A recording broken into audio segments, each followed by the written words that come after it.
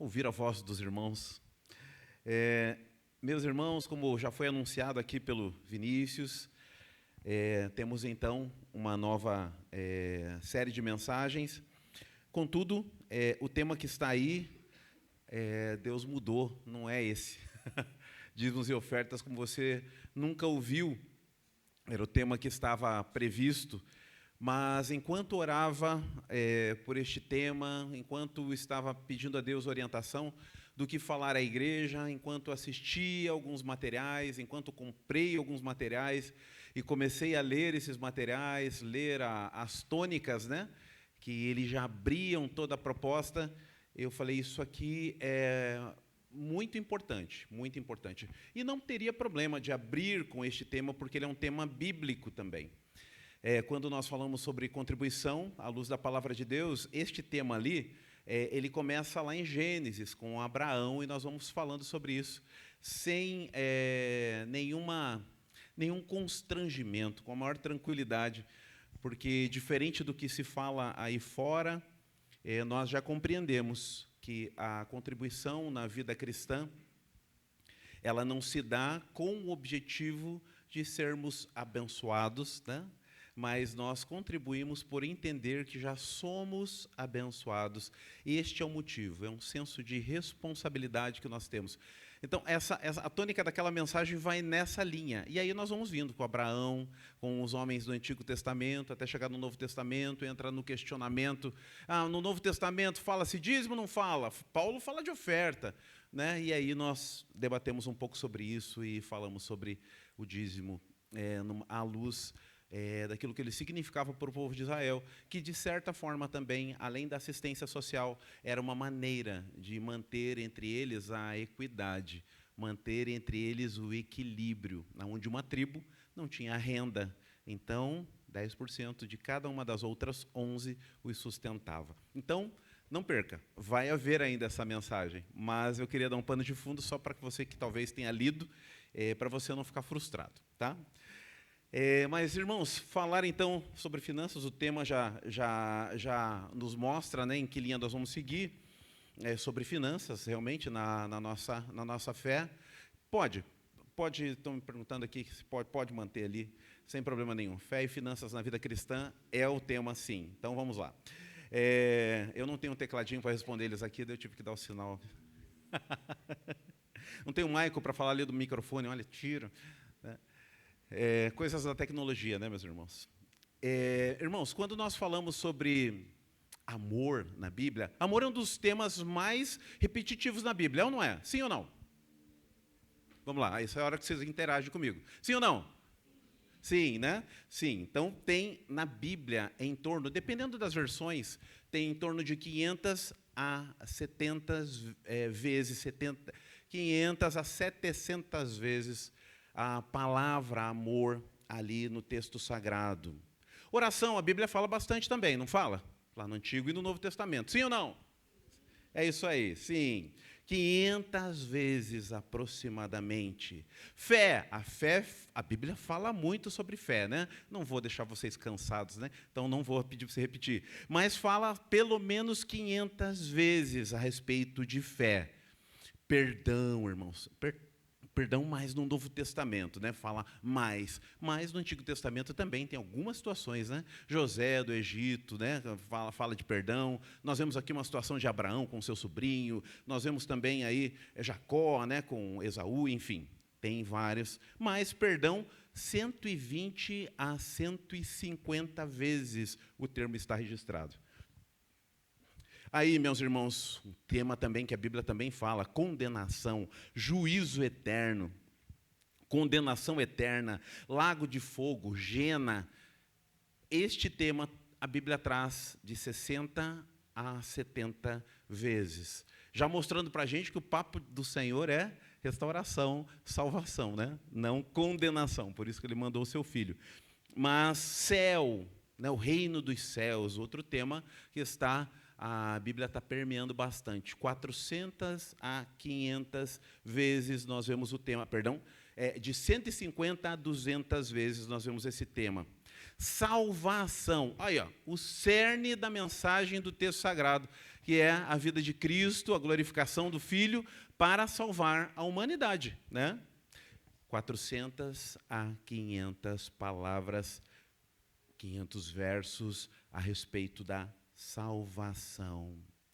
E, meus irmãos, sobre dinheiro, sobre posses, você tem alguma ideia de quantas vezes a Bíblia... Vamos lá, chuta aí. Quantos textos? Só vocês viram, de amor, aqui falou mais ou menos 500 a 700. Né? Salvação, que é outro texto bastante citado, é de 400 a 500. Sobre finanças, dinheiro, contribuição, partilha, auxílio financeiro, de socorro, você acha que mais ou menos quantos versos? Chuta aí alguém. Quantos? 800, é um bom número. Quem mais? Quem dá mais? Hein? Oi? 1.200, foi ousada, né? Quem dá mais ainda? Quantos? Chuta aí. 1.500. Olha, irmãos, a Bíblia fala, dependendo das versões, de 2.200 vezes a 2.500 vezes sobre finanças.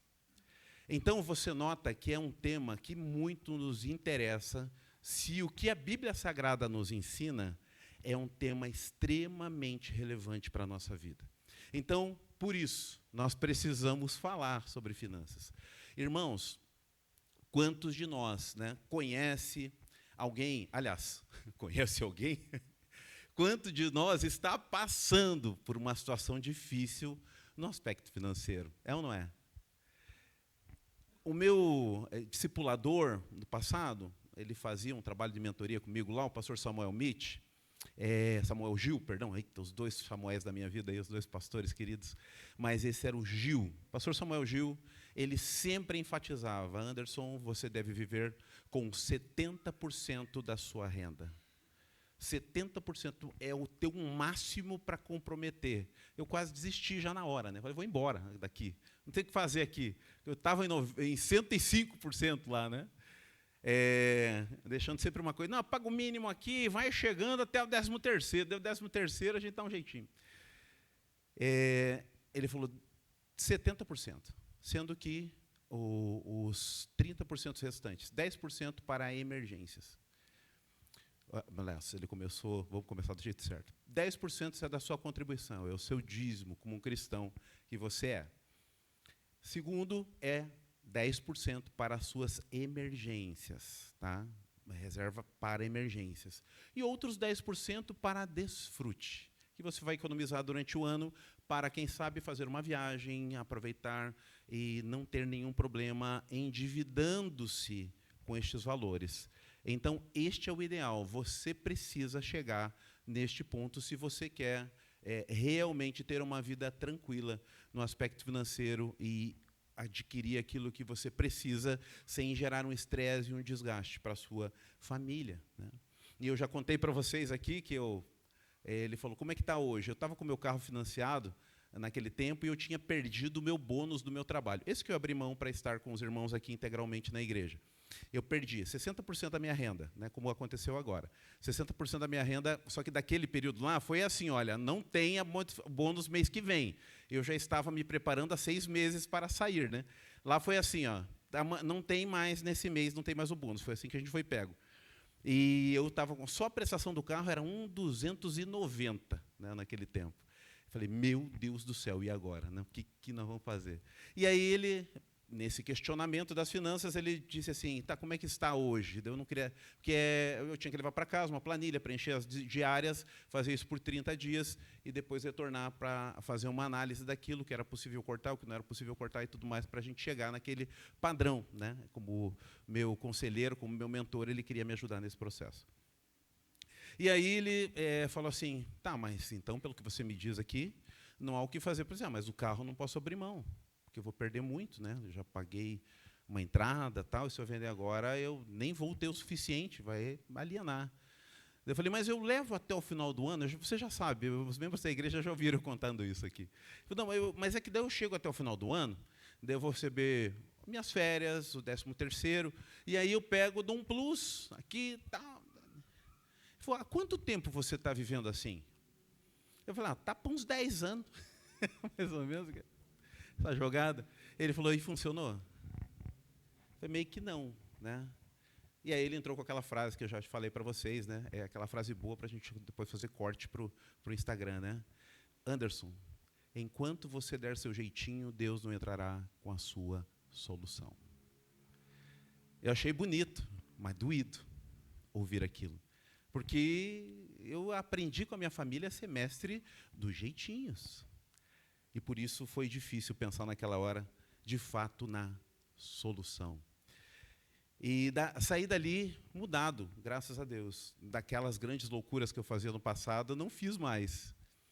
Mas, ainda assim, a cada momento, somos ministrados pela palavra de Deus de como agir de maneira bíblica a respeito das nossas finanças. E por isso Deus mudou aqui a temática, porque eu já abro um livro, o livro de referência é do Loren Cunningham, Fé e Finanças no Reino de Deus. Loren Cunningham é o fundador da Jocum, Jovens com uma Missão, uma das maiores agências missionárias interdenominacionais do mundo. Ele faleceu, já é falecido, não há muito tempo, inclusive, faleceu não há muito tempo, mas ela é uma instituição movida por fé. E por isso o livro dele é muito relevante, Fé e Finanças na Vida Cristã. Fé e Finanças no Reino de Deus. E aí, ao procurar o livro dele lá no Kindle, eu achei Fé e Finanças na Vida Cristã também. Eu falei, opa, né? Que interessante, é o título, mas não foi o livro que me inspirou. Eu falei, deixa eu ler esse livro. E já nessa introdução, o autor vai desmontando conceitos. Eu falei, meu Deus, que pérola, que livro maravilhoso. Depois eu quero recomendar aos irmãos aquilo que está sendo material da consulta para a gente chegar até aqui.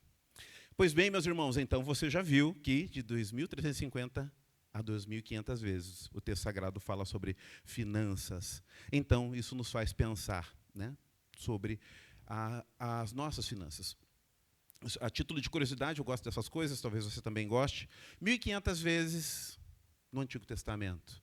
1.000 vezes no Novo Testamento, aproximadamente. Mas, se você considerar que o Novo Testamento tem 27 livros e o Antigo Testamento tem 39, e se você considerar o livro de Atos uma continuidade do livro de Atos, no Novo Testamento o tema finanças estaria muito mais citado que no Antigo Testamento.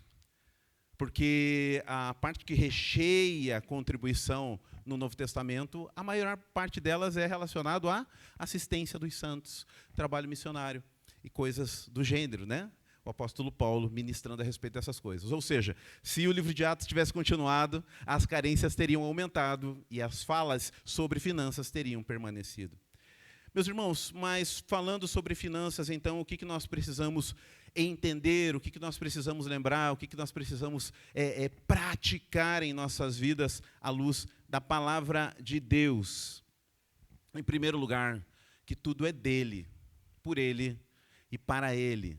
Tudo pertence ao Senhor. Aquele que você entrega no gasofilácio, né? Que você que não é muito habituado com esses nomes, né? Crente, né? Tem o gasofilácio, tem o genuflexório, a gente tem esses negócios com uns nomes meio diferentes, né? Esse lugar onde coloca a oferta, quando você se direciona até aqui, a impressão que nós temos eu dei meus 10%, está tudo certo, né?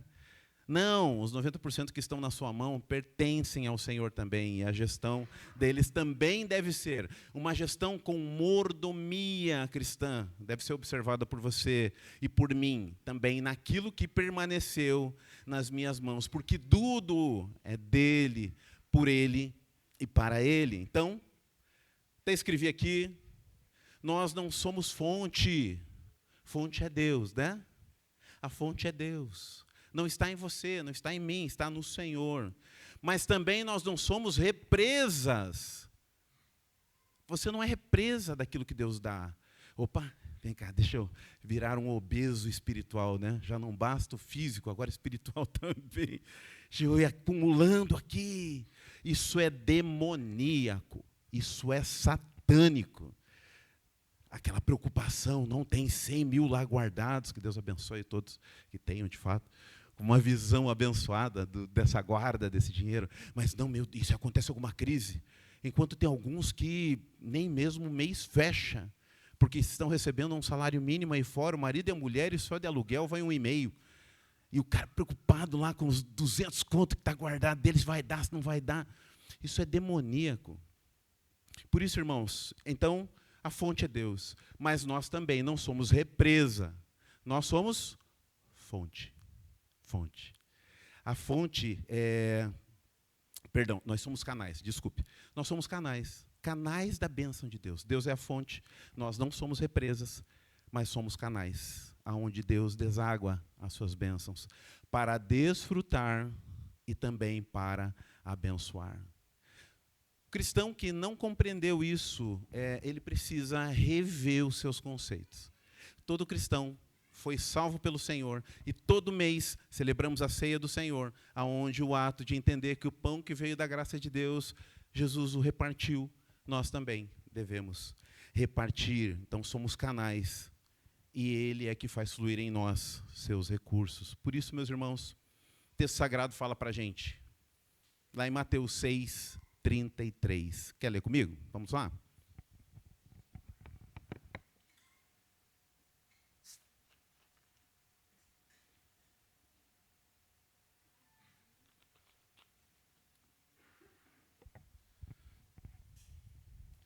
Mas buscai, em primeiro lugar, o reino de Deus e a sua justiça, e todas as coisas vos serão acrescentadas. Vamos orar ao Senhor? Deus eterno, em nome de Jesus Cristo, nós queremos te agradecer pelos louvores entoados ao teu nome, pelos avisos de programações da nossa igreja, que tem por objetivo também alcançar vidas, abençoar pessoas e glorificar também o teu nome. Obrigado por esse texto que foi lido neste momento, que a tua graça, que a tua bênção esteja sobre as nossas vidas e que o Senhor possa nos instruir para que possamos viver segundo o teu querer, segundo a tua vontade, segundo a orientação da tua palavra, em nome de Jesus. Amém. Amém. Então, irmãos, fé e finanças na vida cristã passa por alguns elementos básicos, importantíssimos. E o primeiro deles está relacionado à identidade. Que loucura, né? Que loucura. Uma das palestras que eu assisti, que eu disse aos irmãos que mudou, inclusive o seu irmão falava sobre identidade. Opa, peraí, eu tenho que ouvir esse negócio. Irmãos, e tem total sentido. Nós pensamos em provisão, enquanto Deus pensa em visão. Enquanto nós não alinharmos o nosso olhar com o do Senhor, pensando também em visão, mas ficarmos pensando apenas em provisão, nós nunca vamos alcançar todo o potencial do que Deus tem para a nossa vida. Mas pode notar, meus irmãos, a provisão tem sido sempre o nosso ponto de vista, inclusive as nossas desculpas para muitas coisas. Então, a nossa identidade está corrompida, porque nós somos seres humanos que correm apenas atrás de provisão, sendo que a visão, a identidade do que Deus quer da minha vida é a essência. E nós prejudicamos isso. Pode notar. Perguntar aqui, o que você é, né? Normalmente eu sou médico, sou pastor, sou professor, né? Sou pedreiro, sou... Não, você não é isso, não. Você é, em primeiro lugar, um filho amado do Pai. Amém? É isso que você é. É verdade. Depois eu sou pastor. Não, se você é casado, você é marido de alguém, esposa de alguém. Isso você é, até que a morte separe. Ah, é verdade. Então eu sou, é isso aí, filho amado do Pai, sou marido ou esposa do fulano. E depois eu sou médico. Não, se você tem filhos, você é isso. E você também é pai ou mãe da bênção que está residindo na sua casa. Nós temos um problema sério de identidade. E quando nos perguntam quem somos, muitas vezes falamos o que fazemos. E o que fazemos, em um determinado momento, se tudo correr bem, Vamos deixar de fazer porque vamos nos aposentar e vamos fazer outra coisa. Então, perdemos nossa identidade? Não. A nossa identidade está em Cristo. Enquanto a nossa identidade não está definida, como é que diz o ditado? Nós vamos comprar coisas, né, que não precisamos para agradar pessoas de quem nem mesmo gostamos. Porque nós vamos querer representar uma figura que nem tem importância para nós, mas só por uma questão de status. Quando a minha identidade está resolvida, meus irmãos, eu não me preocupo mais com estas coisas. Elas já não vão dirigir os meus passos. E aí eu passo a agir com mais sabedoria na minha vida. Então, identidade, em primeiro lugar. A identidade definida gera a provisão. Quantos profissionais estão entrando e saindo dos seus trabalhos e você depara com eles, né? Aqueles enfermeiros que vão te atender, graças a Deus melhorou muito. A gente teve quase 30 anos de acompanhamento da minha mãe em médicos, né? Lembro, há 30 anos atrás, quase todos os enfermeiros eram difíceis de lida. De uns 15 anos para cá, a maioria deles já é mais humanizado, já são pessoas mais sensíveis. Eu creio que foi havendo algumas mudanças, mas ainda os encontramos. Por quê? Você faz 6 horas, se quiser, já dá para você viver. Se você ficar fazer 12 horas, você vai ver, ganha um troquinho até bom de hora extra e periculosidade. Insalubridade. Aí, vou entrar nessa aí. Aí entra, odeia o que faz, aí vai te atender. Por quê? Não reconheceu a sua identidade de fato no Senhor e foi buscar provisão apenas. E aí atende mal. Vocês viram como o assunto provisão, visão, identidade é importante na palavra de Deus? É importante para a nossa vida. Reconhecer aquilo que o Senhor de fato quer de nós e aonde Ele nos deseja. Se eu ficar correndo atrás da provisão, meus olhos vão se fechar, mas eu devo, em primeiro lugar, falar: Senhor, a minha identidade no Senhor está estabelecida, eu tenho consciência que eu sou um filho amado do Pai, que eu sou um herdeiro da salvação que Ele conquistou na cruz. Você tem essa convicção? Então o seu coração já está em paz, no mais importante. E aí depois nós passamos a: Senhor, o que o Senhor quer da minha vida? Qual que é o teu propósito para mim? Isso precisa estar resolvido para que a gente possa compreender o tema fé e finanças na vida cristã. Está fazendo sentido para você isso, em nome de Jesus? Amém? Amém? Amém. E o que mais, além da identidade? Olha só a identidade, olha que textos lindos, Romanos 8, 16 ao 18. O próprio Espírito fala no íntimo dos nossos corações, dizendo que somos realmente filhos de Deus. E se somos filhos, então somos herdeiros.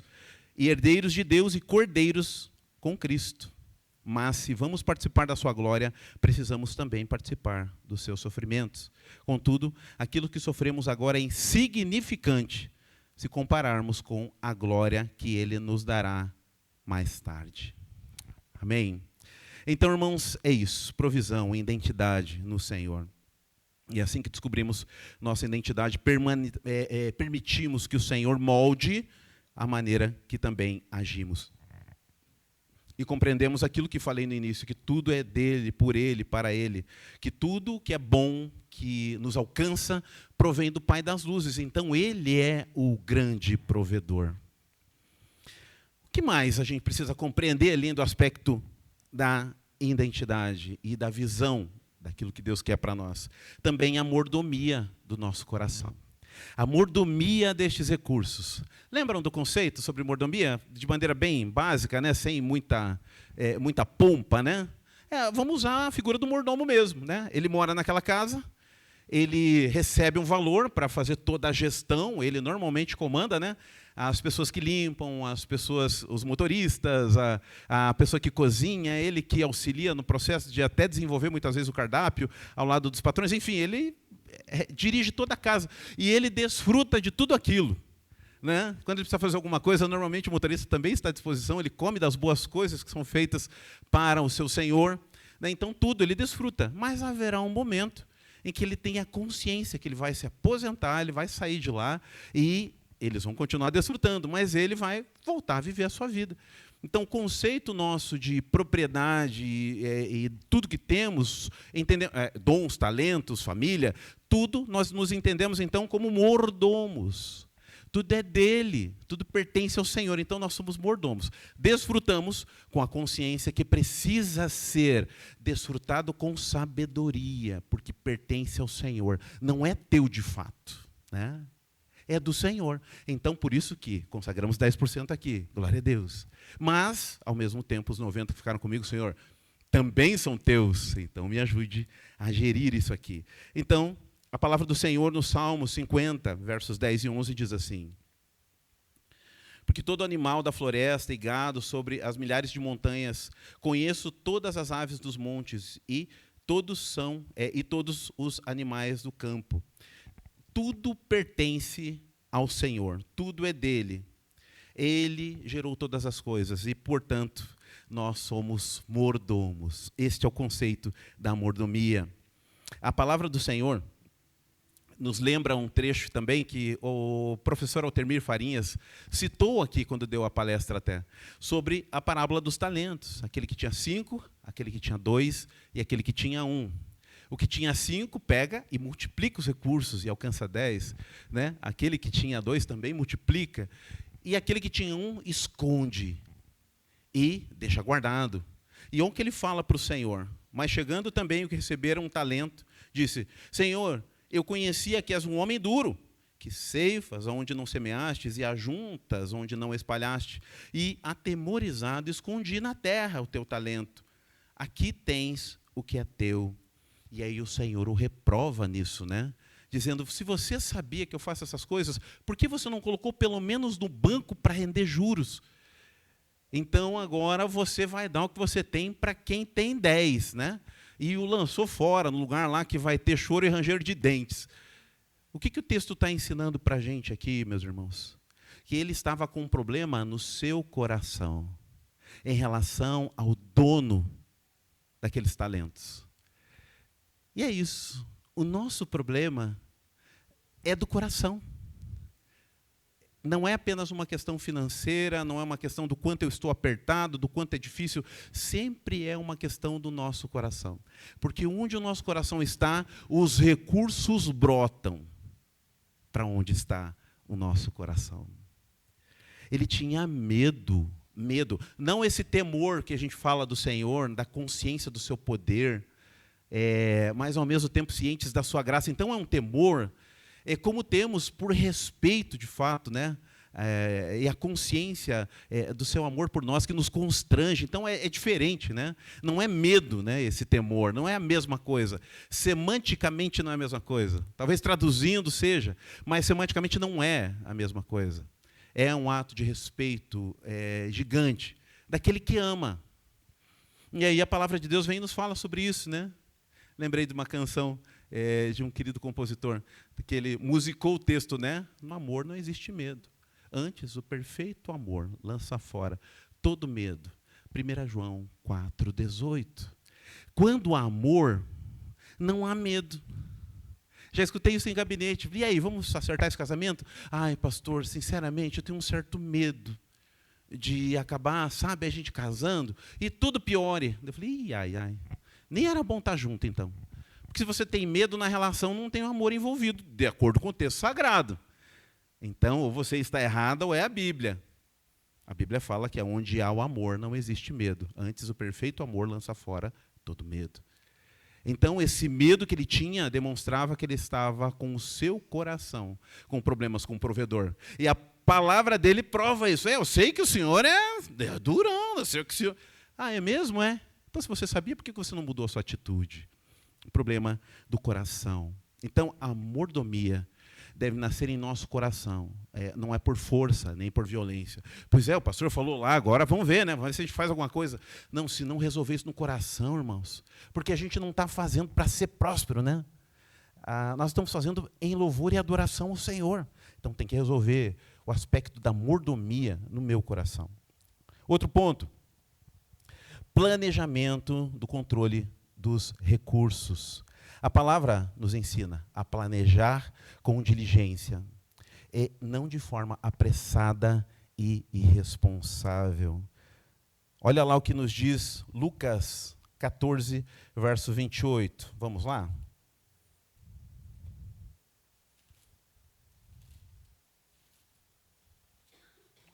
Olha lá, nos abençoaram aqui. Pois qual de vós, querendo construir uma torre, não senta primeiro para calcular as despesas, para ver se tem como acabá-la? E aí, se você vai olhar o restante do texto, ele está falando ali, para que as pessoas não venham e chacotem de você. Olha lá, o tolo, ou a tola, né? Foi lá, começou, agora não tem como terminar.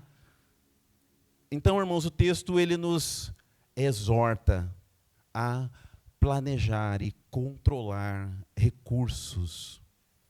A palavra do Senhor também, em Provérbios 21, 5, também diz: os planos do diligente tendem à abundância, e todo precipitado toda precipitação leva à pobreza. Então, irmãos, nós precisamos ser diligentes. A próxima semana, com o professor Altemir aqui, é um gesto de amor da igreja por você. Nós não estamos preocupados se, quando chega o momento das eleições, nós vamos consultar o hall de membros para ver os dizimistas, porque é um critério que a igreja estabeleceu para que se estabeleça a liderança da nossa igreja. E por um motivo até óbvio. Imagine, né, o sujeito é líder da igreja, não contribui. Eu vou chamar ele aqui à frente para orar, clamar as bênçãos do Senhor sobre a igreja e contribuir. Não tem nem lógica um negócio desse. Então, há esse cuidado. Mas nós não ficamos cuidando disso não, irmãos. Não é a nossa tônica, é um momento isolado que a gente faz. E agora a irmã Patrícia está fazendo um controle paralelo para que os irmãos também fiquem cientes de como estão indo as suas próprias contribuições. Esse é um controle que nós temos na nossa igreja, uma organização que a gente tem. Assim como das nossas despesas, tudo certinho ali. Né, como deve ser, como entendemos que deve ser para a prestação de contas, como uma entidade que a gente também é. Mas, meus irmãos, é preciso haver, então, diligência no cuidado. E o texto sagrado fala que quando há esse cuidado, nós, então, o contrário seria, somos abençoados. E é isso que o próximo texto diz.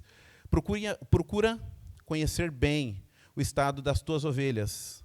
Dá cuidadosamente atenção aos teus rebanhos. Provérbios 27, 23. Naquele tempo, o rebanho era um recurso, né? Então, é como se ele dissesse para nós, cuida bem do teu recurso, cuida do que o Senhor está colocando na sua mão, seja diligente na maneira de aplicar estes recursos. O bom planejamento protege contra o desperdício e evita também a ruína. Então, precisamos tomar esse cuidado. Por isso, pastor, a gente fala pastor porque é até um apinto pastor, você vai notar. O professor Altemir, ele tem esta pegada de abençoar vidas. O foco dele, inclusive, é empresarial. Ele fala, né, porque assunto finanças cabe em qualquer conceito, mas ele tem um foco empresarial. Ele tem uma palestra, inclusive, que é gratuita para empresários, que em um momento desse, quem sabe, nós vamos abrir a nossa igreja para receber empresários da região aqui que tenham interesse. E aí depois, aqueles que demonstram interesse em áreas mais profundas, ele auxilia através da assessoria, que ele também promove. Mas tem por objetivo ver as pessoas prosperarem através de uma visão equilibrada e racional, também espiritual, dos seus recursos. Planejamento do controle e dos recursos. Estávamos conversando na mentoria, ali no penúltimo encontro, lá com o irmão Rodrigo e também com o irmão Maico, e lembrando sobre algo interessante. Nós nos pegamos muito no que nós vemos, né? E note, o texto da palavra do Senhor, lá, quando fala a respeito daquele homem que sai para construir, e um constrói sobre a areia, né, e outro sobre a rocha. É uma parábola, né, do Senhor. E eu lembrei aos irmãos isso, falei que interessante, né? O que constrói sobre a areia, constrói mais rápido. Foi um engenheiro, pastor, né? Deixou a engenharia e hoje pastoreia, Paulo Borges Júnior, que falou isso. Ele falou assim, o que constrói sobre a areia constrói mais rápido. Primeiro, porque a areia costuma ser já um terreno mais plano, né? E segundo, é fofo. Então, cavou ali rapidinho, já faz ali uma sapatinha ali, né? E edifica. e constrói. E aí você vê o outro sujeito que está sobre a rocha. Olha isso, gente. Aos olhos normais aí, o que a pessoa vai falar? Olha só, desculpa, que otário. Que otário. Enquanto o outro, ó, já está com o telhadinho na cabeça. Está lá, se lascando lá, ó. Esse é um otário mesmo, né? Um primeiro olhar é esse, porque a gente está muito focado no que os olhos podem ver, né ou não é? Só que uma hora a maré sobe, as tempestades vêm, e aí, meus irmãos, a fundação começa a aparecer, a casa começa a trincar, e de repente, quando viu, foi-se. Enquanto aquele demorou para que o telhado estivesse sobre a sua cabeça, mas agora ele está seguro que tudo aquilo que ele fez, que os outros não viram, gerou para ele bonança num tempo posterior. É isso que a palavra de Deus estava mostrando para a gente. Nem sempre o mais fácil é o recurso que se encaixa melhor com a nossa realidade. E o fácil de hoje, né, aliás, estão facilitando cada vez mais nossa vida, né? Antigamente se tinha que dar o cartão de crédito e era passado naquela maquininha que ficava a cópia na Xerox, né, o sujeito guardava. Às vezes nem vinha no mesmo mês, porque ele esquecia de mandar lá para o banco. Vinha lá no outro mês, era tudo mais difícil, né? Irmãos, agora você chega e encosta. Pim, foi a grana. Né? Na internet, irmãos, está lá cadastrado, né? O meu também. Está lá cadastrado. Só pede o quê? Só código de segurança. Alguns não. Mete o teu dedão aí que está tudo certo. E estamos endividados de novo. Irmãos, cada vez mais fácil. E que nos leva, às vezes, ao destempero na hora de adquirir. Coisas que depois vão ficar encostadas em um canto da nossa casa. Já lembrou lá, né? Daquela esteira. Fala a verdade. Daquela bicicleta ergométrica. Irmãos, nós precisamos então lembrar que quando vamos avançar num processo de edificação, dá trabalho mesmo. Eu desafiei, esses tempos atrás, uma pessoa a planilhar. E não quer. Ó, como o pastor Samuel fez comigo. Faça os cálculos diários e veja o que você está comprando. Tudo, anote tudo. Vai dar um trabalhinho? Vai, mas faz isso uns 15 dias pelo menos. E você vai ver aonde estão os teus gargalos, aonde as coisas estão pegando.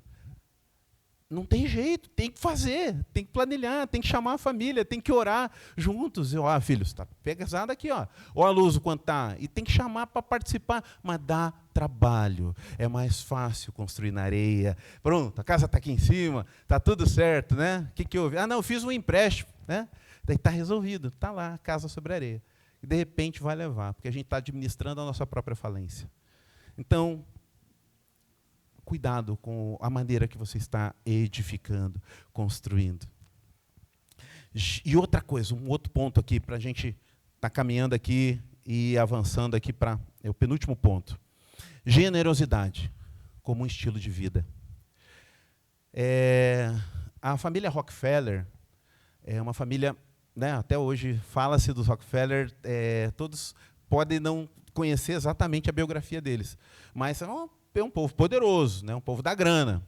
Até eu acho que uma socialite esses dias falou, Rockefeller, não sei, pode nem ser da família, mas falou, você já sabe que o homem tem grana, né? Que a pessoa tem dinheiro. Rockefeller, chique. Mas, irmãos, na crise de 1929, lá nos Estados Unidos, e que afetou, né, de certa forma, o mundo todo, neste tempo, todos entraram em recessão. Sabe o que a família Rockefeller fez? Começou a investir em construção, investir em ação social através de entidades filantrópicas.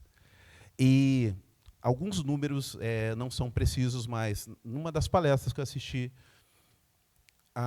os números eram que houve nos Estados Unidos em torno de uma absorção em tudo que eles investiram de 30% de emprego por conta das ações que eles tomaram com as suas parcerias. Meio de recessão, crise terrível, todos olharam, vamos nos encolher. Ele falou, não, vamos avançar.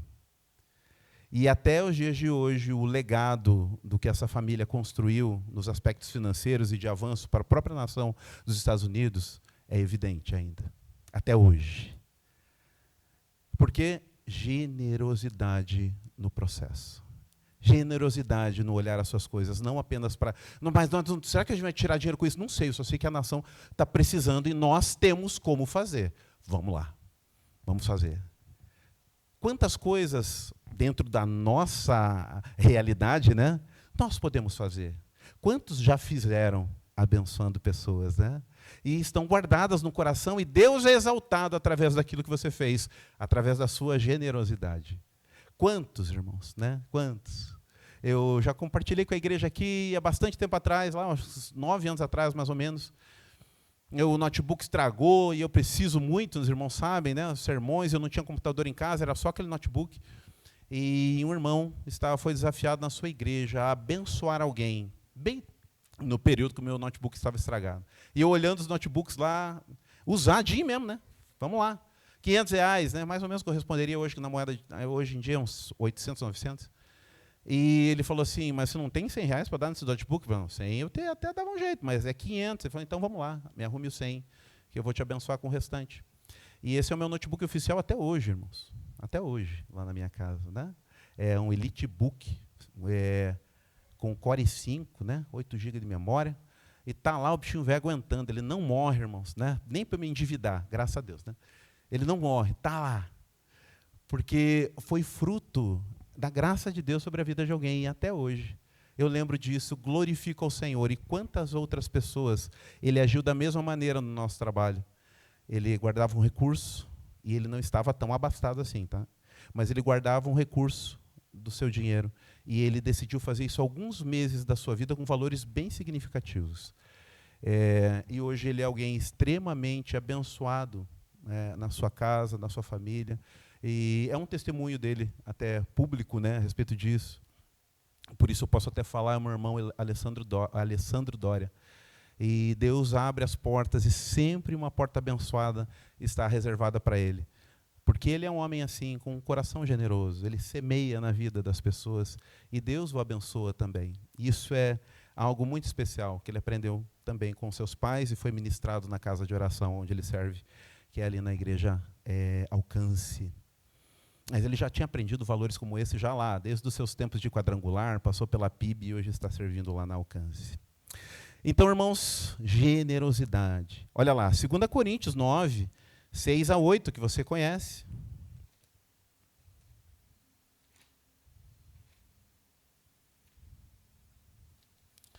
Amém?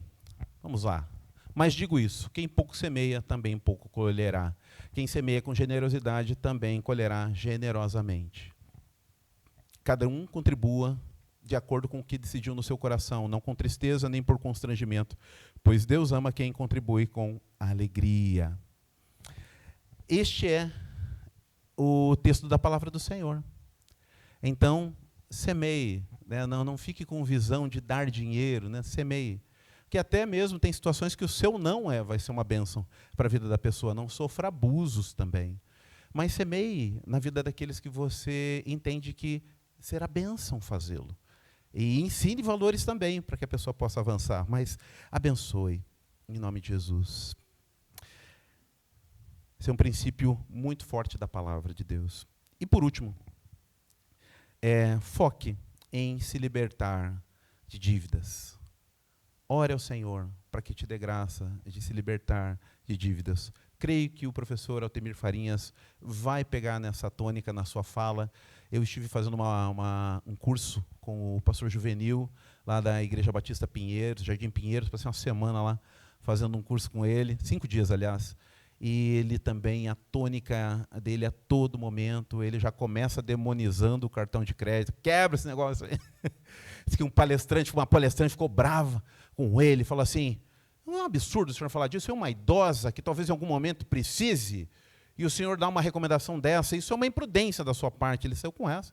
Ele falou assim, minha irmã, eu só vi desgraça até hoje, então, me desculpe, no seu caso, então.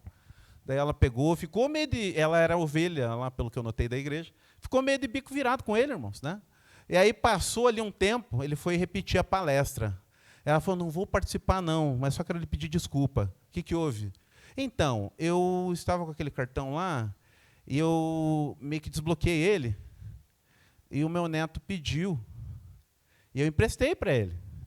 Eu estou lascada, pastor. Eu soubesse que tinha quebrado aquele negócio quando o senhor falou. Ele falou, meu Deus, a única vez que eu precisei me desculpar, a mulher depois veio falar, olha, você tinha razão. Então ele já começa assim. Tá? E ele fala, mas vocês são livres, claro. Né? Talvez você seja prudente, tem momentos que é um investimento interessante para parcelar uma viagem e tudo mais, mas minha experiência é diferente, por isso ele ministra já nessa linha. Na intenção de abençoar. E ele foi alguém que vem de um cenário muito confortável, classe média alta, para quase pobreza extrema, onde só ficou imóvel para garantir ali, né? Aquela baita casa que piorou as coisas, né? Porque a casa era enorme, né? E não tinha como sustentar todo aquele patrimônio com a nova realidade dele. Então, irmãos, o texto sagrado em Provérbios 22:7 nos fala, né, que o rico domina os pobres e o que toma emprestado é servo do que empresta. São vários textos, eu quero passar rápido, eu realmente separei muitos textos aqui. Eu me lembro de uma palestra que teve nessa igreja com um capelão do Seminário Betânia, uma das palestras que mais marcou a minha vida. Ele começou, na época, a palestra com uma cédula de R$2, batendinho assim. Eu falei, ai meu Deus, vai falar de teologia da prosperidade. Não, ele falou sobre finanças de um jeito muito especial. E deu vários alertas que eu nem imaginava. Dentre eles esse. Né? Então, só sintetizando o que o texto sagrado nos traz aqui, né? Não deva a ninguém coisa alguma, exceto o amor. Né? Romanos 13, verso 8. Então, a palavra de Deus sempre está nos recomendando a tomar esse cuidado. Mas um outro cuidado também, que eu quero encerrar com isso. O outro cuidado que Êxodo 22:25, Levítico 25, 35 a 37, Deuteronômio 23, 19 e 20, Salmos 15, 5, todos eles estão falando deste assunto que eu vou te falar agora. Cuidado ao contrair dívidas, cuidado ao pedir emprestado. Ele diz também, cuidado ao ser avalista de alguém. Cuidado ao ser avalista de alguém. A recomendação é praticamente essa. Se você pretende ser avalista, então faz o seguinte, já ore ao Senhor dizendo, Senhor, eu estou me dispondo a pagar essa dívida em nome do meu amigo, do meu irmão ou do meu parente. Já fale assim ao Senhor. Ele fez essa palestra aqui, e eu falei assim, olha só, agora quando vier me perguntar, eu vou falar que a minha religião não permite, né, ser avalista. Mas aconteceu de uma pessoa próxima me pedir. E eu avalizei, né? Fui lá, assinei o negócio lá. Meus irmãos, aquilo se transformou, há muitos anos atrás, numa dívida de R$3.500. Mais ou menos hoje uns 6, 7 mil reais. Que eu não fazia ideia de onde tirar para pagar. Eu tive que ir lá, parcelar, e aquelas prestações foram pesadas. E eu paguei, do lugar da pessoa, por um ato de imprudência nível hard. Eu falei, meu Deus, a Bíblia estava certa. Então, se você pretende, né, ser avalista de alguém, já olhe as suas finanças, se elas comportam o absorver esse prejuízo. Porque o texto sagrado está dizendo que aquele que empresta acaba ficando escravo. Né? Então, queridos irmãos, a palavra de Deus também nos orienta nestes pontos. Não tenha dívidas. Mas se alguém te pedir, o texto sagrado também fala assim, não peça juros para a pessoa. Não peça juros. Seja justo com ela. E abençoe-a. E depois, ela podendo te devolver, da maneira que você definir, mas sem juros, para que ela também não saia mais endividada do que quando chegou. Então, irmãos, esta é uma outra orientação da palavra do Senhor. Eu quero revisar com você aqui, então, os tópicos bem rapidinho aqui. Então, o que nós vimos inicialmente?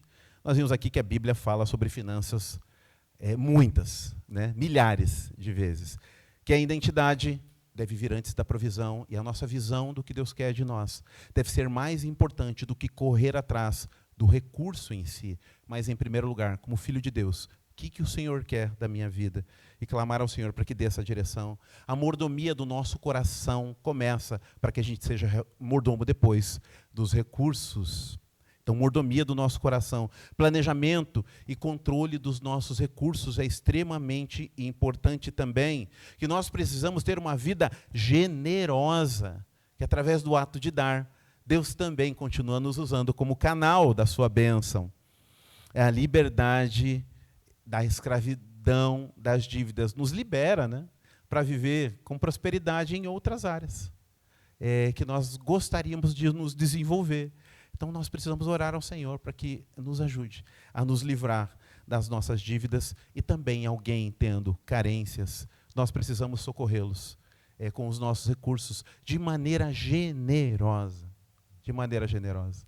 Eu tive uma família, em compensação, tive esse prejuízo com um familiar, e para fechar aqui, já tive um outro familiar que eu precisei de um valor bem significativo. Para minha surpresa, um parente tinha, e falou assim, não, está na mão. Eu falei, não, mas é tanto. Ele falou, me dá o seu Pix. Eu falei, uau, né? Deus seja louvado. E deve ganhar 1/3 do que eu ganho. Deve ganhar 1/3 do que eu ganho. E tinha um valor bem significativo guardado. E me emprestou, e eu demorei quase 2 anos para devolver. Falei, como é que eu faço os juros? Quer colocar uma taxa aqui para eu... Eu vou me ofender se você me der qualquer coisa a mais do que aquilo que eu te emprestei. Eu vou me ofender se você fizer. Eu precisei preparar um presente de um jeito diferente para conseguir compensar um pouco, né, o que ela havia feito por mim também. E agora isso está gerando glórias a Deus, né? Eu fui abençoado, e isso está glorificando ao Senhor num testemunho para o seu coração agora. E o que você fizer, pode fazer o mesmo com outra pessoa, abençoando também, usando os seus recursos de maneira bíblica, em nome do Senhor. Vamos orar? Amém? Feche seus olhos em nome de Jesus. E aí, você tinha preconceito em falar sobre finanças, ou ouvir sobre finanças numa igreja? Eu creio que o título ali, dízimos e ofertas, como você nunca ouviu, eu creio que começou bem. Talvez você nunca tenha escutado essas coisas da maneira que ouviu hoje. E você viu o quanto há Bíblia nestes princípios. Como é que você está lidando com as suas finanças? Você tem consciência da sua identidade? Que você é um filho de Deus em primeiro lugar? E que o que vai mover a direção do seu caminhar é a visão que Deus te dá enquanto filho,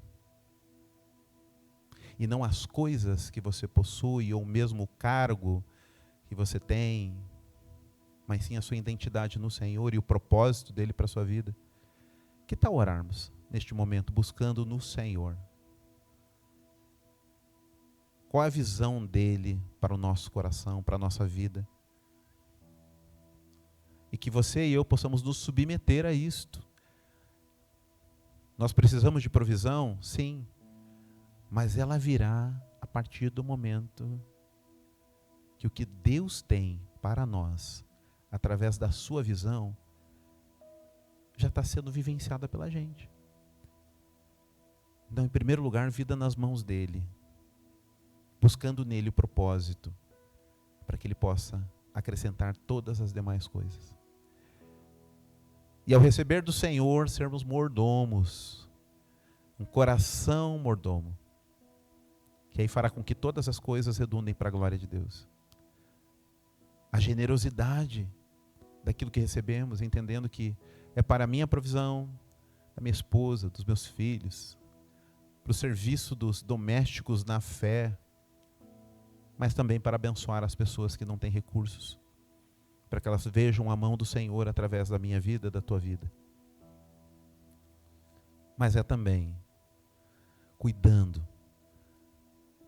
para que as dívidas não nos consumam, que elas não travem momentos especiais da nossa vida, que elas não gerem um mau testemunho a nosso respeito, para que possamos ser generosos e desfrutar da generosidade do Pai para as nossas vidas. Então, clamar ao Senhor: Deus, eu não quero ficar desse jeito. Em nome de Jesus, quero pedir ao Senhor que me ajude nisso. Vamos orar ao Senhor. Deus eterno, em nome de Jesus, Quero colocar a minha vida, a vida dos meus irmãos aqui sob os teus cuidados. Deus, como foi importante ouvir sobre identidade. Como foi importante ouvir, Pai, sobre mordomia, sobre generosidade, sobre a importância de estar, Senhor, não devendo nada a ninguém, a não ser o amor. Que o Senhor abençoe meus irmãos, em nome de Jesus. Que esta palavra traga aos seus corações inquietação santa. Que os leve, ó Deus, a buscar a Tua vontade. E que o Senhor possa, através da vida deles, ser um canal onde as bênçãos vão fluir. E que haja um testemunho da transformação da vida financeira dos meus irmãos. Aqueles que têm essa necessidade. E aqueles, ó Deus, que já estão, Senhor, providos, que estão com seus recursos, ó Deus, lá com seus celeirinhos cheios, que possam compreender que esse celeiro pertence ao Senhor e que ele também precisa estar a serviço da sua família, dos seus filhos, mas também das pessoas que têm necessidade e que vão ver através desses recursos também a mão e a graça do Senhor. Nós te amamos, Senhor, porque o Senhor não nos deixa ignorantes, e sim nos orienta através da Tua palavra para que possamos Te obedecer e ser felizes, ser abençoados, Pai, ser abençoados como a Bíblia da palavra do Senhor nos diz, bem-aventurados. Esse é o desejo do nosso coração. Nos abençoa neste mês, onde vamos falar sobre fé e finanças na vida cristã, com o objetivo de sermos cada vez mais, Deus, filhos que alegram o Teu coração, também através das nossas finanças. É a nossa oração, no nome e por amor a Jesus, nosso Senhor e Salvador. Amém, Senhor. Amém. Glórias ao nome do Senhor, que Deus possa te abençoar grandemente, tenha uma semana debaixo da graça do Senhor, e nós vamos orar então, encerrando esse período, né, dando a bênção apostólica. Deus eterno, obrigado pelo momento que tivemos aqui, obrigado pela Tua palavra que ministrou ao meu coração, ao coração dos Teus filhos. Agora, que a graça e a paz do Senhor Jesus, o amor do Pai e as consolações do Espírito Santo de Deus estejam convosco, povo de Deus, aqui e em toda a face da terra, desde agora e para todo sempre. Amém. Amém. Entregue seu culto ao Senhor, entregue seu momento ao Senhor, já clame pela semana também, e logo depois vamos estar despedindo a igreja ali junto com os irmãos. Fiquem na paz do Senhor.